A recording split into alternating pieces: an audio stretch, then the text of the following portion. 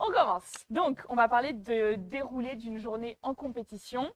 Donc, on différencie la danse de salon et la danse sportive par l'aspect compétitif, l'aspect technique, et comment ça se passe. Il faut savoir qu'avant une compétition, donc 3-4 jours avant, on reçoit le timing. Donc, c'est une feuille avec les horaires et l'ordre de passage, en fait, tout simplement pour savoir à quelle heure nous, on va passer. Et selon cette heure-là, on va se préparer plus ou moins tôt dans la journée. Si par exemple, mon premier tour, il est à 16 heures, je vais archi pas me préparer la veille. Je vais me lever un peu, genre je vais me lever à 10 heures le matin et je vais commencer à me préparer. Par contre, si, comme pour moi, les premiers tours, ils sont à 9 heures, bah là, je me prépare la veille. Donc, je vais mettre mon tan la veille, je vais me coiffer la veille. Je vais pas me maquiller, évidemment, dès que je vais dormir. Mais je fais le maximum de choses la veille pour pouvoir que le jour J, je me lève pas à 4 heures du mat, quoi. Parce que ça m'est déjà arrivé de me lever à 5h30. Ça pique, hein. Ça pique très très fort, c'est chaud. Sachant qu'il faut compter à peu près 1 heure de coiffure, 45 minutes, 1 heure. 45 minutes, 1 heure de maquillage, selon le maquillage que tu fais et selon ta technique. Et perso, je mets 15-20 minutes pour me tanner. Mais il y en a qui mettent plusieurs couches, plusieurs tannes différents, plus des poudres. Et donc là, elles mettent 1 heure. Donc en gros, 3 heures pour vous préparer. Donc imaginez, vous devez partir à 8 heures. Ah, tu te réveilles à 5 heures. Enfin, c'est pas possible. Quand tu danses, t'es tout le temps tanné. Ouais. En fait, on est plus tanné en latine qu'en standard, parce que les latines, c'est afro-américain. Donc il y a beaucoup plus ce truc de vouloir être bronzé sur piste. En standard, on a plus ce côté un peu anglais, un peu devoir être blanc. Parce que tu sais, à l'époque, on disait que quand tu étais très blanc, ça voulait dire que tu te protégeais du soleil, donc que tu avais les moyens de te protéger, riche, ouais. Donc que tu étais riche. Donc en standard, on a beaucoup plus ce côté je suis blanc de peau. Et en latine, beaucoup plus bronzé. Ouais, et maintenant c'est l'inverse, quoi. Et même avant, c'était justement les personnes qui étaient grosses, qui étaient les mieux vues dans la société. Ça veut dire qu'elles avaient le droit de bien manger. Enfin, bon. Voilà. Et du coup, oui, on est tout le temps tanné en compétition. Vu que moi, je fais les 10 danses, je me tanne pour les latines. Forcément, je vais être tannée pour les standards. Je ne vais pas enlever mon tan. Mais bon, ça choque personne, c'est OK. Et on est tanné tout simplement pour un peu ressortir sur piste, pour pas faire fantôme. Parce que sinon, on est très blanc, très pâle. Et qui a envie de ressembler à un cadavre sur piste? Personne. Et oui, Elsa, format TikTok réel. Pour les vidéos qu'on postera, le contenu qui va arriver, ce sera TikTok, Reel sur Instagram et Short sur YouTube. Voilà. Donc, une fois qu'on est prêt, physiquement, il y a la valise à préparer. Donc la valise, en général, moi je la prépare la veille aussi, parce que comme ça au moins c'est fait. Donc dedans, je mets mes robes, mes chaussures, mes accessoires, donc les bijoux, les boucles d'oreilles.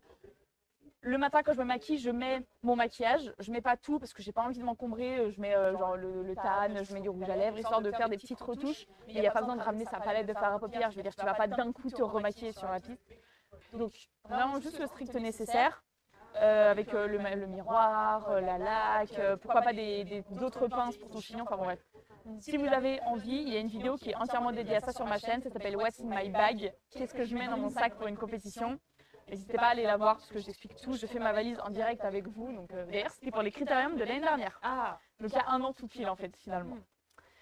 Donc le jour J, comment ça se passe quand on arrive à une compétition? Il faut arriver au minimum 1 heure avant son premier passage. Donc si on danse à 9 heures, il faut arriver à 8 heures. Tout simplement pour que les juges soient au courant que tu es là. Parce que quand tu arrives, tu vas chercher ton dossard. Donc le numéro que tu accroches dans le dos de ton danseur. C'est le mec, ouais, c'est dans le dos du danseur. D'ailleurs, pour les solos, c'est sur les hanches. D'accord. Voilà. Nous, on a de la chance, c'est pas les filles qui le portons. Faut pas abîmer la jolie robe. Mais quand tu arrives, tu vas chercher ton dossard et il faut que tu sois là 1 heure avant pour que les juges aient le temps de transmettre la feuille. Ok, numéro 500, il est là. On peut aller la donner aux juges et les juges savent que tu es là. Si tu arrives une demi-heure avant, ils considèrent que tu n'es pas là, tu es disqualifié, ça sert à rien de venir. Donc, pour arriver 1 heure avant, ou tu arrives quand tu veux, hein, si tu veux arriver 3 heures avant, tu arrives 3 heures avant. Mais bon, au bout d'un moment, il n'y a pas grand-chose à faire, quoi. Une fois que tu es arrivé, tu t'installes dans le vestiaire. Tu mets tes robes, tes fracs, tes chaussures, tes trucs, tes machins. Et après, tu vas t'échauffer. Pour l'échauffement, soit tu vas sur la piste, sur laquelle tu vas danser. Si elle n'est pas disponible parce qu'il y a déjà des compétitions, tu vas dans une salle normalement dédiée à l'entraînement. Ils t'ont ouvert une salle du gymnase. Et s'il n'y a pas de salle, tu espères trouver un petit coin dans le gymnase, un petit carré libre pour pouvoir faire tes 3 petits pas d'échauffement. Et s'il n'y a pas de carré libre, bah, tu t'échauffes sur place et tu es là. Et ah, je me sens pas échauffée, tu m'étonnes. Enfin bon, moi je préconise toujours d'avoir une salle pour s'entraîner, c'est tellement mieux. Moi j'avais une question, est-ce que... donc toi tu te prépares, peu importe, est-ce qu'il y a des couples qui se coordonnent un peu dans Dans le maquillage, les tenues. Bah alors, dans les tenues, oui. Dans le maquillage, non, parce que les hommes ne se maquillent pas. Enfin, ils se mettent du tan, ils peuvent se mettre un peu de mascara ou de quoi foncer les yeux, mais ils se maquillent pas comme les filles. Après, pour les tenues, alors t'as deux écoles. T'as ceux qui trouvent que, par exemple, si j'ai une robe bleue, si mon mec, enfin si mon partenaire met une robe bleue, ah oui, alors tu mets une robe. Alors, si j'ai une robe bleue et que l'homme porte une chemise bleue, il y en a qui vont trouver ça incroyable parce que bah justement, t'es coordonné, c'est beau. Et t'en as qui sont là, c'est de hyper mauvais goût, je déteste, c'est hyper à l'ancienne, ça sert à rien d'être coordonné avec son danseur, non, non, non. T'as deux écoles. T'en as des fois, c'est juste une petite touche. Donc par exemple, si j'ai une robe bleue, ils vont avoir peut-être, je sais pas, les boutons de manchette qui sont bleus, ou la cravate, ou ça dépend, ou juste la chemise avec un gilet bleu par-dessus. Enfin, donc ça dépend du couple, ça dépend du coach aussi, si le coach accepte, ça dépend de l'envie de chacun, mais c'est pas obligatoire. Ok. Juste tout noir pour les hommes, c'est la femme qu'on fait ressortir. Il faut bien. Aïe, aïe, aïe. Donc, pour l'échauffement, si tu arrives à trouver un petit bout de gymnase, c'est cool pour échauffer le corps. Les robes sont vraiment trop belles. Ouais, les robes en danse sportive sont incroyables. Elles sont pailletées, elles sont hyper Soon, bien les découpées. paillettes, hein. Comment? Soon. Bientôt, bah, j'ai déjà, mais je les porte pas encore. Oui, mais soon déjà. portée. Voilà. Ouais, les robes sont incroyables et c'est un rêve. Ça coûte cher, hein, mais c'est un rêve en fait. Quand tu vois, c'est ça qui donne envie aux gens de commencer à compétent. C'est pour pouvoir porter des belles robes, hein, en général. Ouais, alors que tu peux juste en acheter une et te la couler douce. Mais Ouais. non, ensuite, il faut faire de la compète. Oui, bah oui. Après, si tu veux t'acheter une robe et pas danser, ça c'est ton problème. J'ai pas encore le budget pour ce genre de Ouais, c'est choses. super cher. Mais bon. Donc, sachant que l'échauffement, le matin, enfin quand tu arrives, il n'est pas là pour travailler un point technique. Tu es là pour t'échauffer. Ah non, c'est trop tard là. Ah ouais, non, c'est carrément trop tard. C'est pas à 10 minutes d'une compétition que tu travailles un point technique. Donc, tu es là pour réveiller ton corps, pour te mettre en connexion avec ton partenaire, pour ressentir l'autre, mais surtout pas pour travailler un point technique. C'est pas maintenant que tu vas dire à ton partenaire attends, faut que je travaille mes lockstep en cha-cha. Attends, on peut faire un carré de valse, s'il te plaît, je me sens pas bien encore. Non. Non, pas du tout. À la limite, tu peux travailler ton cadre, tu peux travailler tes hanches, tu peux les assouplir, mais ça sert à rien de travailler un point technique. Bon, une fois que tu t'es échauffé, qu'est-ce que tu fais? Bah, tu vas faire ta retouche maquillage, coiffure ou tan si c'est nécessaire. Tu vas te changer, tu vas te mettre en tenue de danse pour aller sur la piste, parce que jusqu'ici, personnellement, je reste en tenue d'échauffement. Ça sert à rien de mettre ma robe, je préfère la garder pour la piste. Je sais que mon partenaire, lui, il se met direct en tenue de compète, parce que c'est quasiment ses tenues d'entraînement, c'est ses tenues de compète. Il s'entraîne en tenue de compète. D'accord. Mais moi, je préfère la garder pour le dernier moment. Et tu te mets en bord de piste et tu attends ton passage. PLS. C'est ça. Donc là, tu as tous les styles. Tu as ceux qui sont hyper stressés, qui parlent pas. Tu as ceux qui, justement, parlent énormément. Tu as ceux qui se frappent le corps comme ça pour réveiller les muscles. Perso, j'ai jamais compris à quoi ça servait, mais d'accord. Et tu as ceux qui sont hyper connectés avec leur partenaire. Tu as ceux qui sont hyper ouverts, qui sont pas du tout stressés. Enfin, tu as tous les types de danseurs. Donc en vrai, c'est plutôt cool. Moi, je suis plutôt du genre à... je suis assez détendue quand je suis en compète et je stresse vraiment les 2-3 minutes avant. Donc en gros, quand c'est le jive d'avant mon passage, là, je commence à stresser. Là, ouais. Mais sinon, je suis plutôt détendue. Je parle... Oh, il vient de se fracasser la gueule dans la vague. C'était... Ah mince, pardon. Il est en arrière comme ça. Mais pour moi, ça sert à rien d'être stressé parce que le travail, il est fait en fait. Tu vas juste donner ton meilleur et bah, ce qu'il en ressort, c'est ce qui a déjà été acquis ou ce qui n'a pas été acquis pour toi. Oui, c'est pas comme un examen, un partiel où tu te dis, bon, Ouais. est-ce que le sujet va me plaire? Est-ce Ouais. que... C'est ça. En fait, bon, tu connais ta choré, mais bon, après, il y a forcément l'adrénaline. Moi, c'est ça que j'aime. C'est du bon stress Ouais, que c'est j'ai, du bon c'est que j'ai de l'adrénaline. Et mes profs, ils me disent souvent que je danse mieux en compète qu'à l'entraînement. Mais moi, je suis comme ça. Mais même sur scène, je préfère être sur scène que dans une salle où il y a 3 pecnos qui me regardent. Parce que justement, j'ai les regards des autres, j'ai les applauses, j'ai la musique qui est super forte. Enfin, puis tu te présentes, quoi. Ça y est, genre tu présentes enfin ton travail. Donc moi, j'ai pas trop de stress. Et j'ai une question. En fait, il y a des footballeurs qui disent que eux, dès l'entraînement, ils sentent comment va être leur match, s'ils vont faire un bon match ou un mauvais match. Toi, est-ce que tu arrives à sentir si ça va être une bonne compète ou une très très bonne compète ou pas? Alors, c'est pas que je vais sentir si c'est une bonne ou une mauvaise compète. Ouais, déjà, on a toujours un entraînement pourri avant. Perso, c'était avant-hier. Voilà. D'accord. Lundi soir, l'entraînement était pourri. Et peut-être que c'est un peu de la superstition, mais je me dis que s'il y a un entraînement pourri avant, la compète sera forcément pas mauvaise. Elle sera pas bonne, mais elle sera pas mauvaise. Et après, ça dépend de mon état global de la semaine qui précède. Là, cette semaine, je me sentais pas trop dans mes appuis.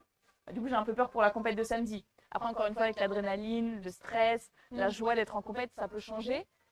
Mais je peux savoir à peu près comment ça va se passer. Mais je n'ai pas de certitude à 100%. D'accord. Juste, le chat, on n'a pas posé notre question rituelle. Est-ce que le son, ça va? Ouais. Est-ce qu'il y a de l'écho? Ah bah, j'espère que vous nous l'auriez dit depuis le temps. Si Ouais. le son, ça n'allait pas, on compte sur vous quand même. Vous êtes un peu nos ingé de son. Roro, Diana, Eza, Amandine.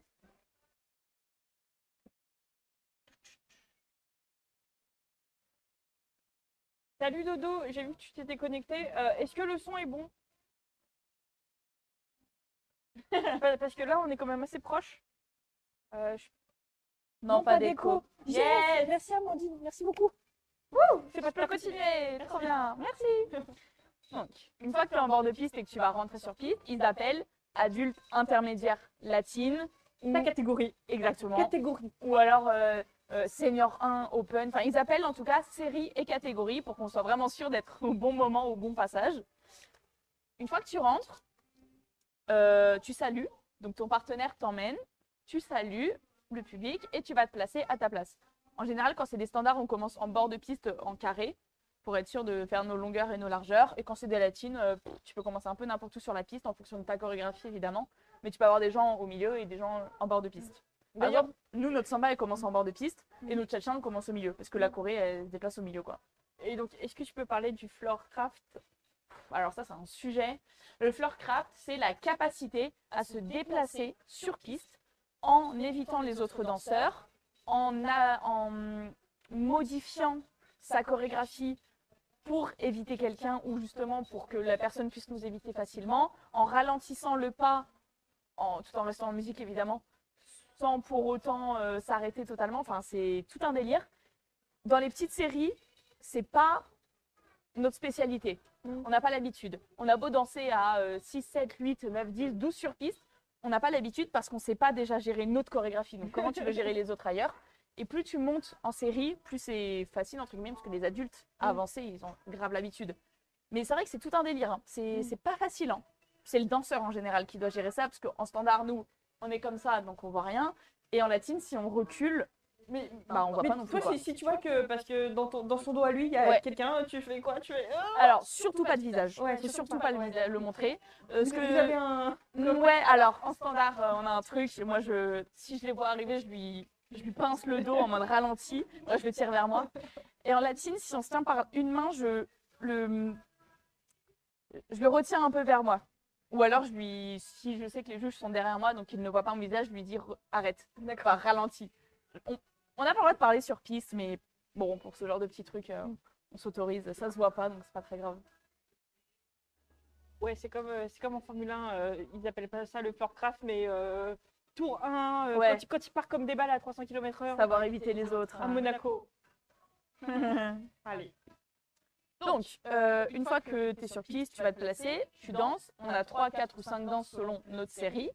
Donc, tu les danses dans un ordre précis et c'est toujours le même ordre. Je viens d'apprendre ça il y a 2 minutes. Je ne savais pas que c'était tout le temps le même ordre. C'est tout le temps le même ordre. En latine, c'est samba, cha-cha, rumba, paso doble et jive.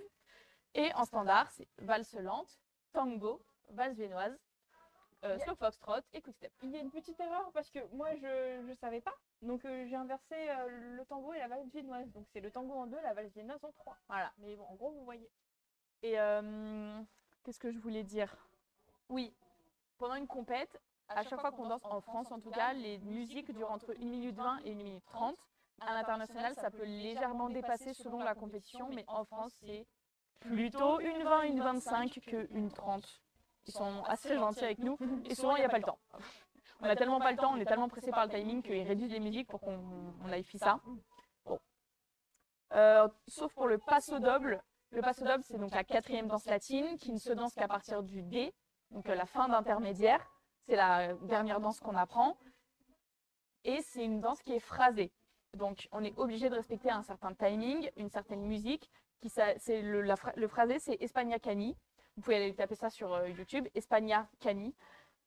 C'est un phrasé, je peux pas le décrire autrement, c'est toujours le même rythme. Énormément utilisé Ouais. en Angleterre. Ok, bah voilà, je savais pas. Donc c'est quelque chose que on peut pas dire, allez on fait 1 minute 30 de passo. Non, c'est phrasé, tu as un clash, 2 clashs, 3 clashs. En France, on fait les 2 premiers clashs à l'international ou pour les grosses compétitions françaises, donc le championnat de France, etc. Là, c'est 3 clashs. Les clashs, c'est quoi? Les clashs, c'est justement dans ce phrasé d'Espagna Cani, tu as, que je dise pas de conneries, tu as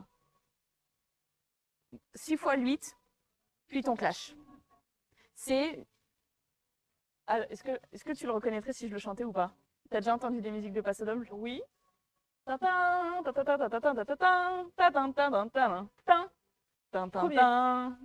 c'est le deuxième, je crois. Ah mince. Mais c'est un moment où la musique elle s'arrête, D'accord. donc tu fais une espèce de pause et après tu y retournes. Ok. C'est ce qu'on appelle un clash, c'est une explosion. Ok, c'est le climax Ouais. pour les danseurs et c'est le cœur Voilà. de la musique. En D'accord. gros, c'est ça. Ouais, c'est vrai que c'est bien dit ça, climax. Donc, pour les chorégraphies, parce que Chloé m'avait posé la question, le contenu des chorégraphies, qui est-ce qui les crée? Je l'écris. Je l'écris Piu-Piu. Qu'est-ce qu'elle a demandé? Tu l'écris comment? Le clash? Non, Espagna. Ah, Espagna, comme espagnol, mais enfin Espagna. Cani, c'est Annie. Donc les chorégraphies, comment est-ce qu'elles sont montées? Qu'est-ce qui les compose? On a un règlement intérieur dans lequel tout est écrit, tous les pas sont écrits. On a ça de pas, on a droit à ça de pas en F, ça en E, ça en D et tout le livre pour les livres. C'est le coach qui les construit, donc il va regarder, il va faire ok, j'ai le droit à tous ces pas là, donc tu vas faire celui-là, après tu vas faire celui-là, ensuite tu enchaîneras avec celui-là. C'est vraiment lui qui les chorégraphie et les chorégraphie avec toi. Donc s'il y a un pas que t'aimes bien, il peut te le mettre. S'il y a un pas que t'aimes pas ou que tu maîtrises pas, il peut choisir de le retirer ou justement de te le mettre pour te faire bosser. C'est un peu une discussion entre le coach et l'élève, mais c'est quand même le coach qui a le dernier mot. C'est lui qui construit les chorégraphies. Et est-ce que toi, maintenant, tu te sentirais capable de créer entièrement une choré toute seule? Non, je n'ai pas encore le background nécessaire pour construire une chorégraphie, tout simplement parce que je n'ai pas assez vu de quoi m'inspirer. D'accord. Oui, j'ai des idées, je ne suis pas à la ramasse, mais de là à construire 1 minute 30 de choré, ça se répéterait rapidement, je pense. Ok. Ou alors ce seraient des pas qui sont vraiment trop simples. D'accord. Par contre, une chorégraphie pour imposer, oui. Parce qu'on a des pas imposés, donc je prends les pas que je veux, dans l'ordre que je veux et je les mets. Mais une chorégraphie de libre, bof. Non. Par contre, j'ai commencé à en avoir une. Notre coach, il nous a commencé à nous en donner une. Et j'ai mis 2 secondes à l'apprendre. Bah, cool. Parce que j'ai cette capacité à... Vu que je regarde énormément, et que je suis comme ça dans ma chambre, je suis en mode, qu'est-ce qu'elle fait là? J'aime bien. Et du coup, quand il me le fait faire, bah forcément pour moi, c'est plus simple. Donc ces chorégraphies-là qu'on monte avec le coach, on passe nos répétitions, nos entraînements à les travailler. On les travaille toute l'année. Et il n'y a pas de portée. Évidemment, il n'y a pas de portée. Alors ça, mais on me dit souvent, quoi, c'est pas comme dans DALS, nanana. C'est interdit. Les lifts, les portées sont interdits dans ces 10 danses dans les 10 danses. il n'y a pas de portée. Alors, bon, en standard, c'est clair et net, il n'y en a pas. De toute façon, on se tient par un cadre. Oui. En latine, je sais que c'est interdit, mais j'en ai vu 2-3 personnes en faire et ils n'ont pas été disqualifiés. Du coup, je suis en train de me demander si le règlement n'est pas en train de changer. Officieusement. Officiellement, c'est écrit que non, mais officieusement, je me demande si... Je demanderais peut-être à mon coach. Parce que, pareil, à la base, on n'avait pas le droit aux cheveux détachés pour les coiffures et maintenant, visiblement, on a le droit. Sauf que c'est pas écrit dans le règlement. Il y a beaucoup de choses qui changent un peu en soum-soum. Parce qu'en fait, il y a les portées où forcément le mec soulève la meuf, si on peut dire ça comme ça.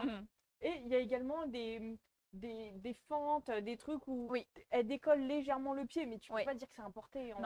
En fait, le porté dans le règlement intérieur, il est défini comme quand l'homme aide la femme à soulever ses 2 pieds. Oui. Dès que les 2 pieds décollent du sol et que ce n'est pas de ton fait, c'est un porté. Donc si je saute, c'est pas un porté. Mais si je saute et que tu me portes et que tu me déplaces, c'est un porté. Oui, parce que par exemple, si dans le jive, vous sautez tous les deux, non, c'est pas un porté. Non. Donc bon, encore une fois, il y a des fois où elles font des espèces de tours en tenant l'homme à la taille, les 2 pieds décollent, personne ne dit rien. Bon. C'est un assist, c'est pas un lift, c'est un assist. Ouais. Bah, je pense. Ensuite, on a différents critères pendant qu'on danse, qu'on doit respecter. En standard, ça va être le cadre, comment il est, et surtout le maintien du cadre. Ouais. S'il ça est qui beau difficile. au départ et qu'à la fin, t'es comme ça, bah, t'as 0. Donc il y a le cadre, la musicalité, la posture, donc faut être grand et beau. J'ai mis quoi d'autre? Le déplacement et la technique. Ça, c'est... Bah, si tu fais tout petit en standard, comme je le disais pour danser avec les stars, ça n'a pas grand intérêt. Tu fais ton pas, là, tu te déplaces, tu fais deux... Bon, voilà. En latine, ça va être grosso modo la même chose, mais il va y avoir aussi la connexion que tu vas mettre dans ta main avec l'autre et aussi la connexion visuelle. Parce que si tu es en connexion avec ton partenaire, mais que c'est là, je me fais un peu chier, ça se voit que tu n'es pas connecté à ton partenaire et c'est trop dommage. La musicalité, la technique et la chorégraphie. Sachant que la chorégraphie, comment elle est composée, ne compte qu'à partir du niveau libre. En gros, moi, à mon niveau, je pourrais faire que du pas de base, ça choquerait personne. Et en fait, ces points-là, il y en a 4. Donc c'est, alors moi je les ai en anglais, musicalité, chorégraphie, partenariat et technique. Alchimie entre les partenaires. Ouais. Et tous ces 4 points, ils sont déclinés. Il y a plusieurs branches en dessous. Et t'en as une dizaine. Hein, donc, et c'est comme ça qu'on note à l'international. En France, non, c'est par comparaison. C'est genre, ah, toi, t'as fait un meilleur truc que lui, bon, bah, c'est toi qui es meilleur. À l'international, c'est des points qu'on attribue. Mais Donc, en France, vu qu'ils notent par comparaison, est-ce que tu penses quand même qu'ils notent l'artistique ou c'est vraiment que la technique? oui, il y a quand même de l'artistique. D'accord. Ça va dépendre de la sensibilité de chaque juge. Ah, tu sais pas. Après, au bout d'un moment, tu les connais, les juges. Mais par exemple, moi, je sais que mon prof, il aime bien la musicalité, la rythmique dans les pieds. Bah, si c'est pas rythmique, mais que la fille, elle est là, bah, il va pas être touché, quoi. Par contre, il y a d'autres profs, oui, si tu fais beaucoup d'expressions, que tu es hyper ouvert, ils vont dire, bon, t'as pas une technique de fou, mais c'est pas grave, t'es expressif. Est-ce que c'est par rapport à l'origine de la danse qu'il y a ces particularités? Je suis pas sûre, non. Non, je suis... Parce que en passo doble, bah, ça vient d'Espagne, mais ça veut pas... Enfin, c'est pas pour ça qu'il y a ce rythme-là qui est imposé. Non, Donc non. je pense que les danses, enfin les styles tels qu'ils sont en compétition, c'est plutôt une... pas une imitation, parce que ça serait un peu fort, mais ils les ont façonnés de telle manière à ce que ça convienne à tout le monde. Parce que je me souviens, bah, Christina, quand elle disait « Ah, mais c'est pas la samba du Brésil, la samba Oui. Et bah, je pense que ça doit être pareil avec les autres danses, quoi. Ouais. C'est une version pour la compétition. Ouais, c'est exactement. pas la version d'origine originelle. Non. Exactement, d'ailleurs, c'est la première phrase à chaque fois qu'il y a dans Wikipédia. Telle danse a été exportée en France en telle année. Et d'ailleurs, c'est devenu une danse sportive parce que ça a été modifié pour la danse sportive. Point. Historique de la... Voilà, c'est vraiment la première phrase, c'est ça a été modifié pour la danse sportive. Donc non, la samba du Brésil n'est pas la samba de compétition. Mais après, il n'y a pas de spécificité plus que ça, c'est des danses de compétition. On peut aussi les faire en soirée d'ailleurs. Mais bon, on va passer pour des fous, on va faire nos putains de steps de chorégraphie de compète, enfin bon, bref. Donc ça, c'était pour toutes les danses, vraiment quand on est sur la piste, pendant qu'on danse. Une fois qu'on a fini de danser, on sort de piste, on salue évidemment, et on attend les résultats. Soit c'est de demi-finale à finale, et dans ce cas-là, les résultats vont être affichés. Donc on va courir à l'autre bout du gymnase pour voir les résultats, est-ce qu'on passe ou est-ce qu'on passe pas. Soit c'était direct une finale, ou alors on est passé en finale, et dans ce cas-là, c'est pas affiché, il faut attendre les résultats. Et dans ce cas-là, on t'appelle par série et par catégorie. Les seniors 1 Open latine sur la piste, s'il vous plaît. On va procéder aux résultats. Donc, tu as tous les seniors 1 qui se mettent en randonnion comme ça sur la piste et qui attendent avec leur partenaire à côté qu'on les appelle du 6e au 1er. Et là, c'est tellement stressant. Genre, tu es là, tu tiens la main de ton partenaire et tu es là en mode petit. Le podium, le podium, le podium, le podium, le podium. Ah ouais. Oui, parce que plus t'es appelé tard, mieux c'est. Ah bah oui. Quand t'es appelé le premier, t'as le seum. Mais en même temps, tu flippes, quoi. Bah oui. Mais c'est trop bien. Mais bon, après, ça dépend contre qui t'es. Parce que souvent, en France, on connaît, malheureusement, maintenant, on commence à connaître les classements, c'est toujours les mêmes. J'aime bien malheureusement. Bah oui, parce que du coup, il n'y a plus de surprise. Oui. Il n'y a plus de... Ah, il y a eux qui dansent contre nous. Bon, bah. Mais il y a une compète que vous aviez faite où t'étais surprise. Ah non, c'était avec Pierre. C'était il y a longtemps. Vous étiez grave surpris. Oui, alors, il y en a eu des compètes où j'étais surprise du résultat, hein, Mais dans le bon sens comme dans le mauvais sens. Il y a eu plein de compètes où j'étais choquée d'accord. aussi en mode ah ouais, je suis dernière. Ok, d'accord, c'est pas grave. Mais oui, il y en a pas mal. Mais à notre niveau, oui. Mais au niveau des adultes, tu sais qui va en finale. D'accord. La finale, ça peut peut-être un peu changer qui est premier et deuxième, mais tu sais qui va en finale, quoi. Il y a Elsa qui demande que le fait que ce soit plus les danses originales dans leur jus, est-ce que tu trouves ça dommage ou pas? Non, parce que de toute façon, ça évolue tout le temps. C'est-à-dire qu'il y a quelques années, je dis n'importe quoi, hein, le style c'était d'avoir la main comme ça. Maintenant, le style ça va être d'avoir la main comme ça. Et ça évolue tout le temps. Et dans quelques années, ça redeviendra la main comme ça. Ça évolue. Et en vrai, c'est tant mieux parce que si on se cantonnait toujours aux mêmes choses, je pense qu'au bout d'un moment, ça ferait peut-être un peu chier tout le monde. Et puis, c'est bien parce que je reprends l'exemple de la samba parce que pour le coup, tout le monde connaît la différence entre la samba du Brésil et la samba de compétition.